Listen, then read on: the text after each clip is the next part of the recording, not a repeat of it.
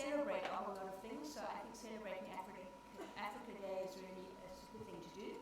The day is actually tomorrow, but we won't be here tomorrow, so we're doing it today. And Africa Day was created by the Organization for African Unity, which was formed in the 1960s as African countries became independent from colonialism. This organization got together to celebrate that independence and to support each other as African countries. South Africa joined the Union in 1994 when we became a democracy. And since then it's been renamed the African Union, so you might know that name rather than the former one.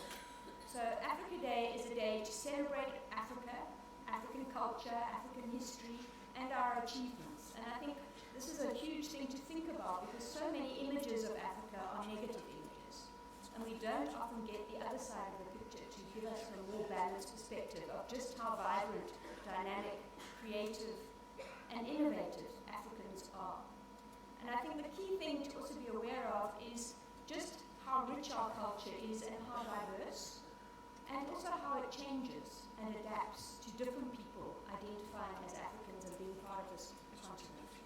So I think we all live in Africa, and most of us have been born in Africa. So having an African identity is something to be proud of and something to build. And you take it with you whether you're conscious of it or not, that you're different from people in other parts of the world because you've been shaped by this continent and particularly by the people in this continent. So we're going to play a clip for you now, which most of you will have heard before, but I think it's an important one to reflect on. And it's a speech that was made by our former president, Thabo Mbeki, and it's called, "I Am an African."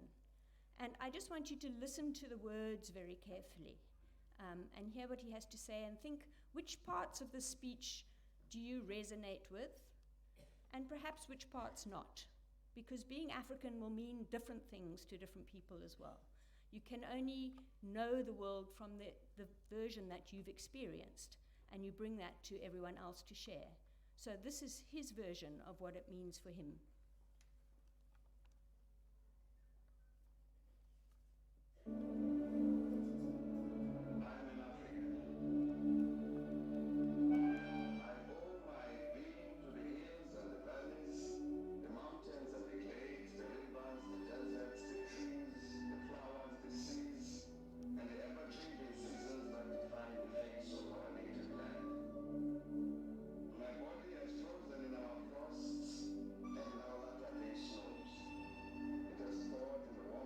Sunshine and melt and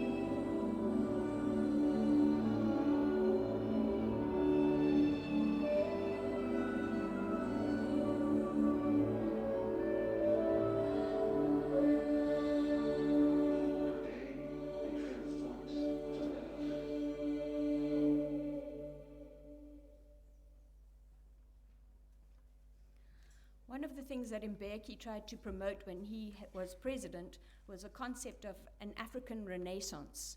And renaissance means a rebirth. And I think through our history, a lot of the knowledge of Africa, the systems of Africa, the philosophies of Africa have got lost. And so he was wanting, and I think many people still are wanting, a rebirth of that knowledge, a bringing it back, a recording of it so that it can be shared more fully with more people. So a lot of what our program today is going to do is just have a look a little bit at that history, as well as celebrate African culture, African ideas, and an amalgamation of cultural traditions. So I'm going to call on the Glee Club and the worship band. They're going to come up and sing a song for us that blends these two cultures, and you'll hear it when they're singing. Imogen, if you can just come and explain what the song's about. We will be singing in Tando Yako, which has a Kosa chorus, which means we will do your will on earth as it is in heaven to seal our eternal life.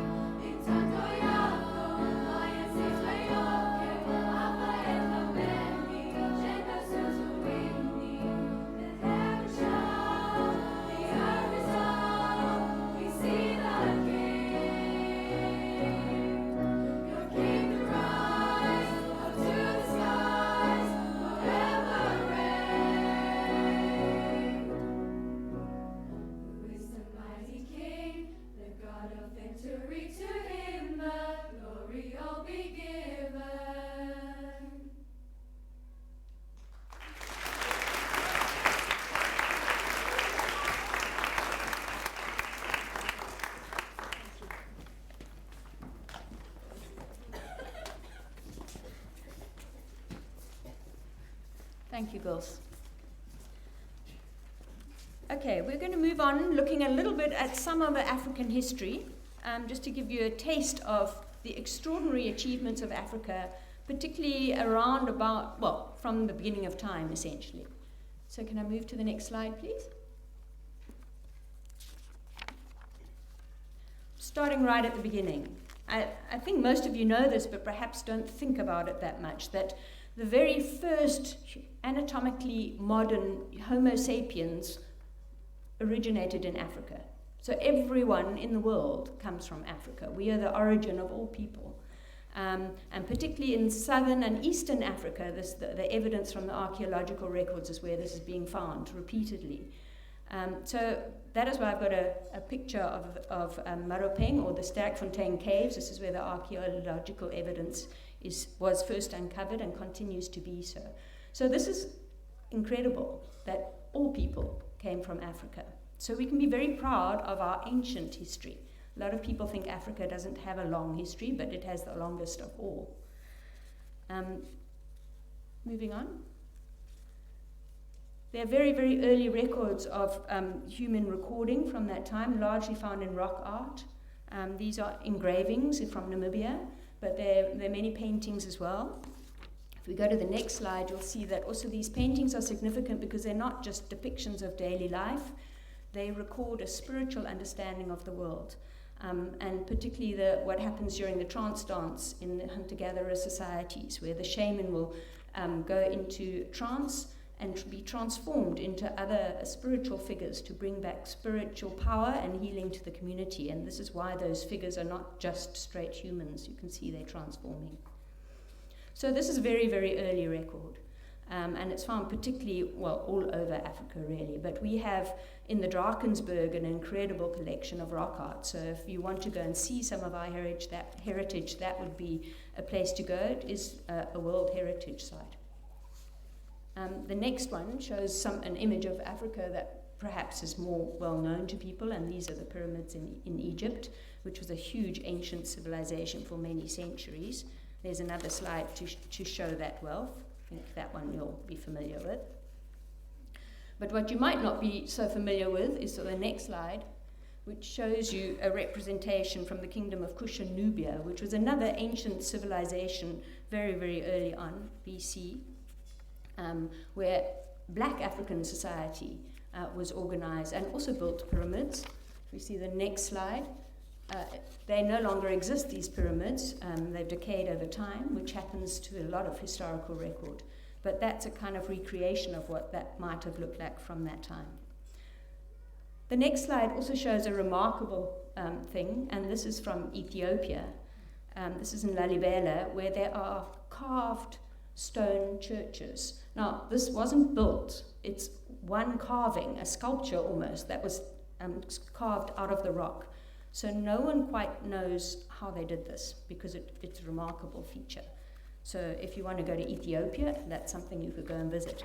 The other thing that's incredibly beautiful in the Ethiopian churches is the next slide, which shows you just a sort of African representation of Christianity. And Christianity was very prominent in Ethiopia, as were other religions, because it's right in the center of the Christian, or between the Christian world, the Middle East, and the Eastern world. So you see Christianity, Judaism, which we often don't associate Ethiopia with Jews, as well as Islam in the region.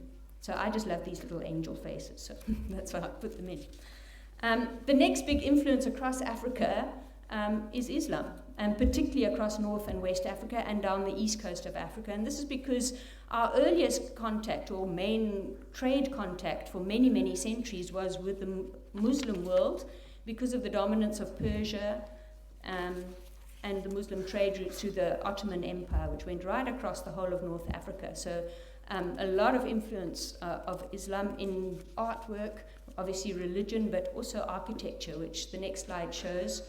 Throughout West Africa, you'll see a lot of these mosques. This is a great mosque at Djen in Mali. So it's just interesting to see that perhaps we've got a very stereotyped view of what Africa is. And what I'm trying to show you is just the huge range that there is in Africa that we can explore. The next slide also maybe is not an image that you would immediately associate with Africa, where we see Muslim girls, and this is from Nigeria. Also, what was fascinating from West Africa, we're talking about the 14th century now, is the fact that it was a center of learning at that time. In Timbuktu, there was one of the biggest libraries in the world at that time. And the next slide shows you a manuscript from Timbuktu, which is an ancient resource that there's a lot of work that's been done, particularly by South African academics, to preserve this resource because of the knowledge that it reflects from the Middle Ages. And it was knowledge of mathematics, geometry, anything, philosophy, astrology, and so on. So these manuscripts are an incredible record of that history from that time. And the next slide is may look a bit of an odd one. What this slide represents, it's actually a Spanish map made in the 15th century, about 100 years after the death of Mansa Musa. And Mansa Musa was the African king from Mali, who some people would say was the richest man in the world ever, because of the gold production from the region and the trade that he did with the Ottoman Empire. So it's interesting that 100 years after his death, he was still commemorated by a Spanish person on a map. So this is an authentic source from that time, just showing you the king sitting there. He's holding a gold nugget, and he's quite famous because he went on a Hajj to Mecca. He was Muslim, and on the way he gave out so much gold, just handed it out like nuggets to everyone, that particularly in Cairo it almost collapsed their economy because now everyone had gold, so the value of the gold declined for that period because he was so generous with it. So he's a very important person to have heard of, at least. We're now going to go to the other side of the continent, or to the west side. Sorry, not the other side, we're still there. The west side, and these are also very famous. They are the bronzes from the Benin region, incredible bronze castings that were done there in a particular African style, largely to reflect the power of the Oba, or the king, at that time. But you can see the detailed work on it. And the next slide also shows a detail of this kind of artwork that was done very early on. I'm staying with West Africa for the next slide as well. I just love the colors that you can see in here. And these are sort of celebrations that are held there annually, where people have family sort of heirlooms of gold jewelry, which you can see adorned here. And the other thing is this beautiful kente cloth that is distinctly African in design and manufacture. The next slide also shows this beautiful gold artwork. Okay, then we go across to the East Coast, which is a very different kind of history, and this is where we were connected very fully with the trade networks of the Indian Ocean. And a lot of this was to do with the Ottoman Empire, and the wealth of the world in the 13th, 14th, 15th centuries lay in the East. It didn't lie in Europe or anywhere else. Europe wasn't a feature at this stage. But the huge kingdoms of China, India, and obviously the Ottoman Empire were the dominant ones. So our first main contact with the rest of the world was through trade links across the Indian Ocean. And this is why East Africa has a very different styling from West Africa, where you see a lot of the influence of Arab traders, and the creation of language like Swahili, which is a mixture of African languages and Muslim languages. All right, and linked to this, the next slide just shows you a whole lot of spices that you also will find along our East Coast that developed from that time.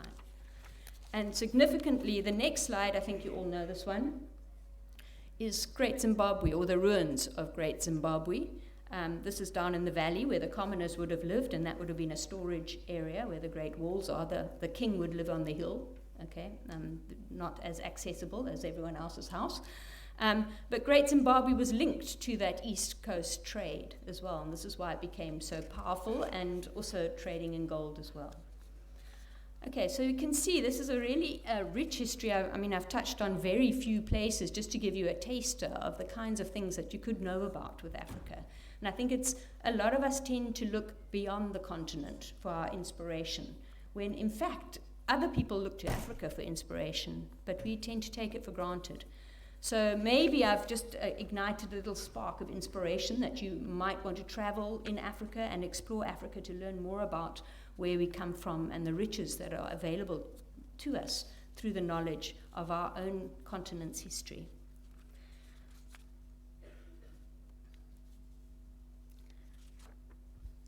My last few slides are just ones that I quite like the look of, so I included them. This is one from Kenya, the Maasai culture, just to show you the kind of fabrics they have and so on, a very rich culture. The next one is from South Africa, Indebele art, and it's another example of, when an outsider values what we do, we suddenly realize it's important. And this woman's artwork, this Indebele art, it was then put on a whole lot of Boeing aircrafts and things like that because they loved the design so much.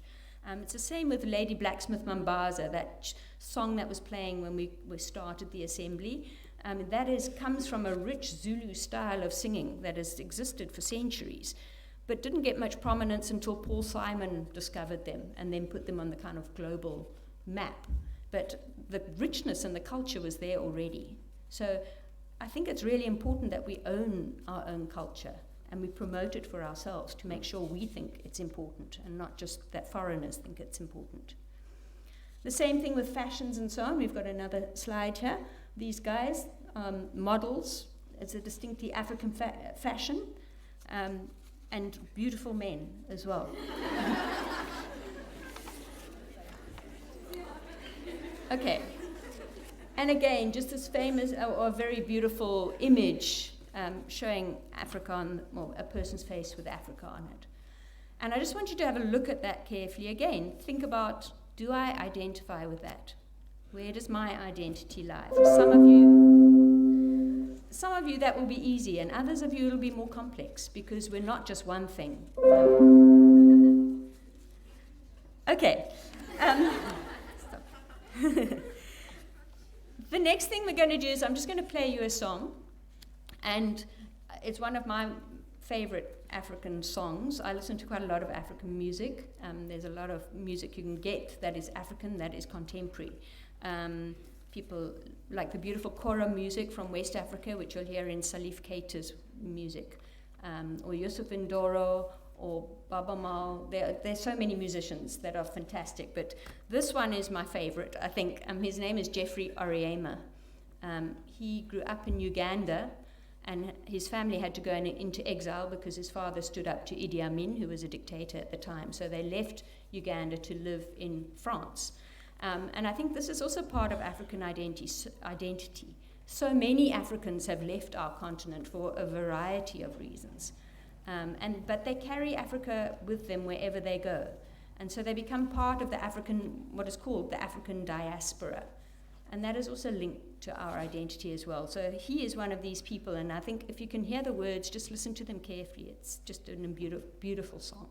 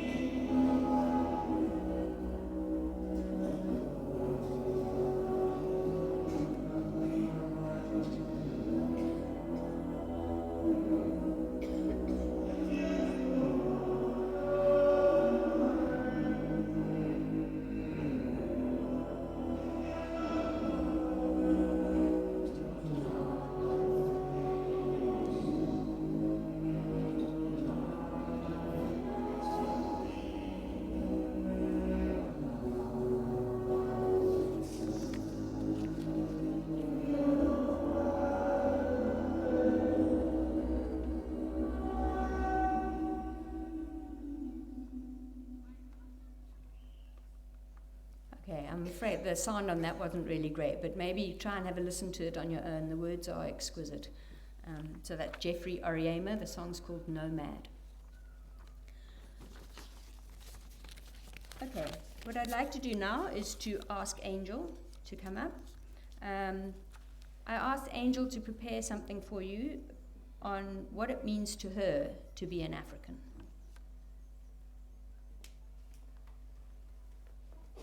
Recently, I was asked what it means to me to be African.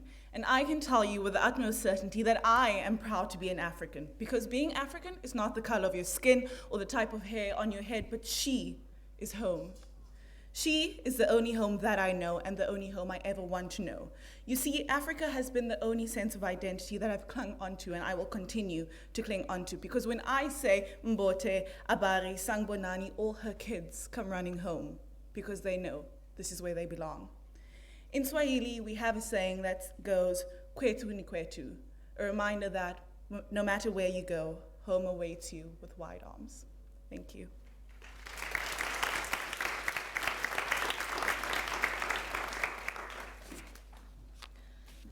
Okay, now we're going to have another musical item.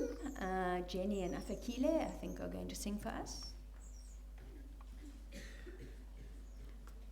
you want to tell us what you're singing? We're going to be singing The Plea for Africa.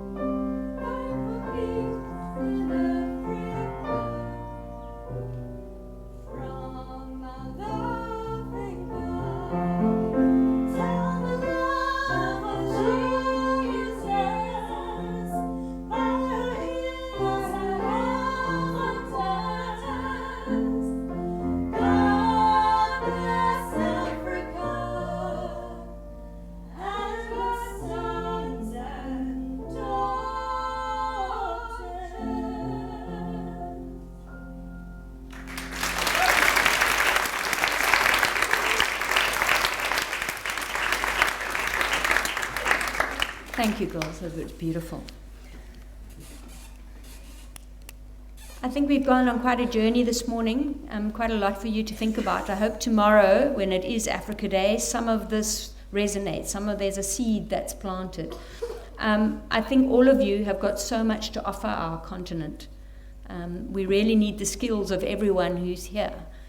So perhaps for some of you it really inspires you to make your contribution, to give back, to make this continent grow. We should be the wealthiest continent in the world. We have so many resources.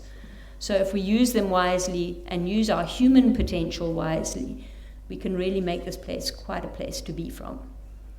So what I'd like to just end off with is a prayer, and I've asked Rose to come and do the prayer for us, please.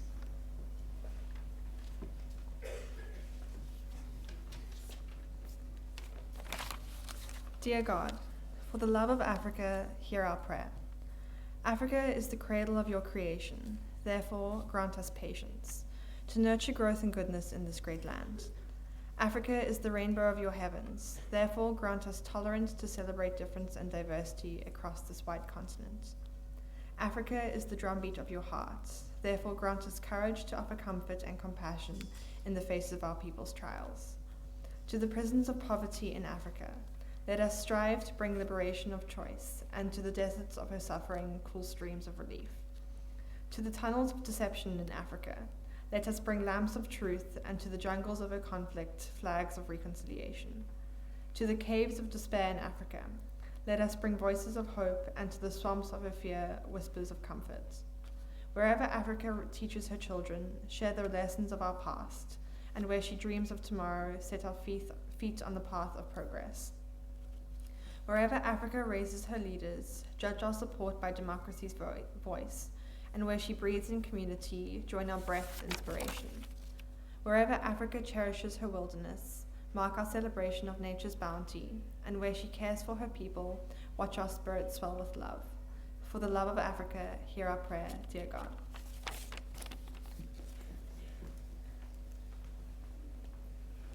Thank you, Rose. To finish off, I think let's all stand and sing the national anthem.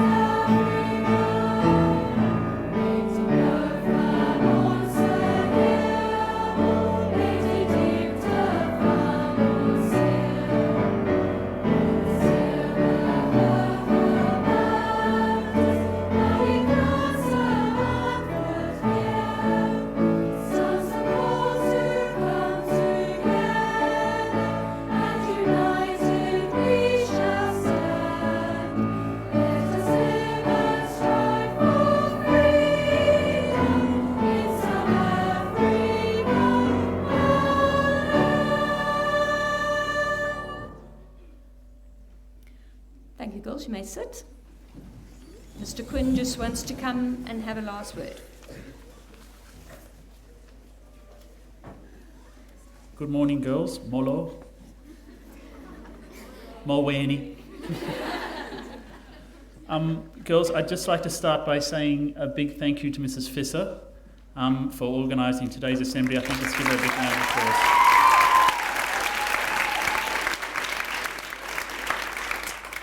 As probably one of the only non-Africans here, I almost shed a tear when I saw Jenny and Afakile singing together like that. It was really a moving song, and all the rest of the parts as well. Thank you very much, girls. We are about to, I must also say thank you to all of the others that presented their different aspects of Africa today in Corsi. Girls, it is 9:15 now. I'd like you to be in your venues at 9 o'clock, please. And then your staff will get your exams going as soon as possible after that, once everyone's arrived. Thank you, and have a very happy Africa Day tomorrow.